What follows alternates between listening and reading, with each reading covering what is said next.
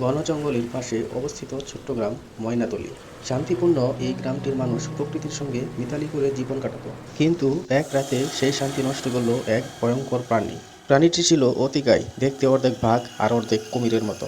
তার দাঁত ছিল লোহার মতো শক্ত আর গায়ে কালচে সবুজ আঁশ। প্রাণীটি রাতের অন্ধকারে গ্রামের পশুগুলোকে আক্রমণ করত এবং তাদের টেনে নিয়ে যেত। গ্রামবাসীরা আতঙ্কে দিন কাটাতে লাগলো। গ্রামে ছিল এক কিশোর, নাম মাহাদি, বয়স 14। কিন্তু সাহস আর বুদ্ধিতে তার জুড়ি মেলা ভার। গ্রামের কেউ সাহস না পেলেও মাহাদি ঠিক হলো প্রাণীটাকে মোকাবিলা করতে হবে। মাহাদি লক্ষ্য করলো প্রাণীটি শুধু রাতের বেলায় বের হয় এবং চুপিসারে আক্রমণ চালায়। সে বুঝলো সরাসরি শক্তি দিয়ে প্রাণীটাকে হারানো সম্ভব নয়, বুদ্ধি খাটাতে হবে। একদিন সে বনের মধ্যে গিয়ে এমন এক জায়গা খুঁজে বের করলো যেখানে প্রাণীটি নিয়মিত ঘোরাফেরা করতো। সেখানে সে একটি গভীর গর্ত খনন করলো এবং গর্তের উপর পাতলা বাঁশের চাটাই দিয়ে ঢেকে দিল। তারপর চাটাইয়ের উপরে সরিয়ে দিল শুকনা পাতা আর মাটি, যাতে গর্তটি দেখতেই না পাওয়া যায়। গর্তের চারপাশে সে বড় পাথর ও কাঠের গুঁড়ি সাজিয়ে রাখলো, যাতে প্রাণীটি গর্তে পড়ে বেরোতে না পারে। রাত হলে মাহাদি গাছের উপরে লুকিয়ে প্রাণীটির অপেক্ষায় থাকলো। মাঝরাতে ভয়ঙ্কর গর্জন করতে করতে প্রাণীটি সেখানে এলো। ঘন্টা শুকে শুকে সে চাটাইয়ের উপরে পা রাখলো আর সঙ্গে সঙ্গে ভেঙে পড়ে গেল গর্তে। প্রাণীটি বেরোনোর চেষ্টা করলো, কিন্তু চারপাশে সাজানো পাথর আর কাঠের গুঁড়ি তাকে আটকে রাখলো।